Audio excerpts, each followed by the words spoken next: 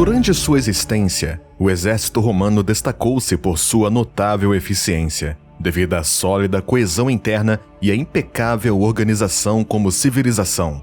Mas surge uma pergunta: qual era o destino dos soldados que violavam as regras, se comportavam inadequadamente ou cometiam crimes durante o serviço?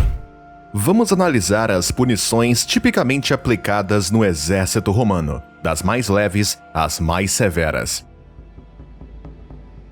A penalidade mais comum e mais branda era a multa. Um soldado romano podia ser submetido a essa sanção por relutância no treinamento, desrespeito aos superiores, comportamento inadequado ou falta de disciplina.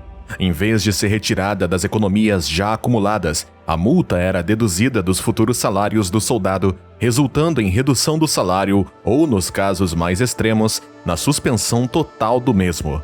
Outra punição comum era o munerum indictio, a atribuição de tarefas adicionais, frequentemente as mais pesadas e indesejadas, desproporcionais ao grau militar do soldado.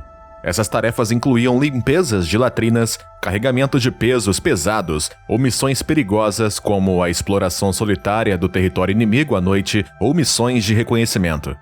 Um terceiro tipo de punição, destinada a humilhar os soldados, era a militiae mutatio, que equivalia a uma degradação temporária. O soldado era transferido para uma unidade de menor prestígio.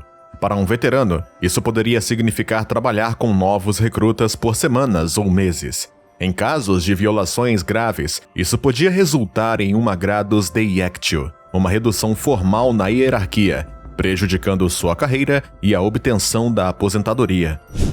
Vamos agora às penas para crimes mais graves, que incluíam punições corporais. O método mais comum de punição corporal era a fustigação. O legionário era amarrado seminu a um tronco de árvore, exposto aos companheiros para maximizar a humilhação e chicoteado um número pré-definido de vezes, geralmente não visando causar invalidez ou morte. Para comportamentos particularmente repreensíveis, o soldado poderia ser submetido a uma dispensa desonrosa, com consequências severas, incluindo perda do direito à pensão militar, a divisão do butim de guerra e a propriedade de terras. No pior dos casos, seu nome era apagado dos registros oficiais, perdendo também o direito ao voto. Tal expulsão equivalia a ser apagado da história, um destino considerado pior que a morte na mentalidade romana.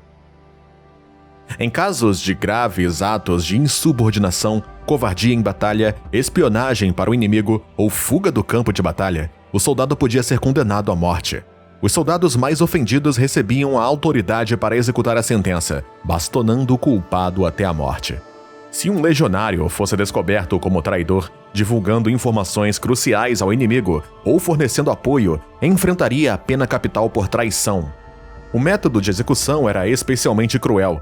O soldado era colocado num saco com serpentes e pedras e jogado em um rio ou mar. A inclusão de serpentes tinha um valor simbólico, visando apagar a memória do soldado da história. As pedras asseguravam que o saco não flutuasse. A punição mais extrema era a dizimação, empregada em casos de insubordinação coletiva. O grupo de soldados considerados culpados era dividido em subgrupos de 10. Cada soldado recebia uma pedra, 9 iguais e uma diferente. Quem recebesse a pedra diferente era condenado à morte, e a execução era realizada pelos outros 9 soldados do grupo, companheiros de armas ou amigos. Após a execução, os sobreviventes eram alimentados com refeições à base de cevada em vez de trigo, mantendo-os em um estado de fraqueza prolongada. À noite, eram obrigados a dormir fora do acampamento, sem luz e sem proteção contra animais ou inimigos. A dizimação era uma punição rara, mas foi usada com frequência durante as guerras civis. Gostou deste vídeo? Se sim, clique à direita ou à esquerda para ver outro. Obrigado por assistir e tenha um bom dia!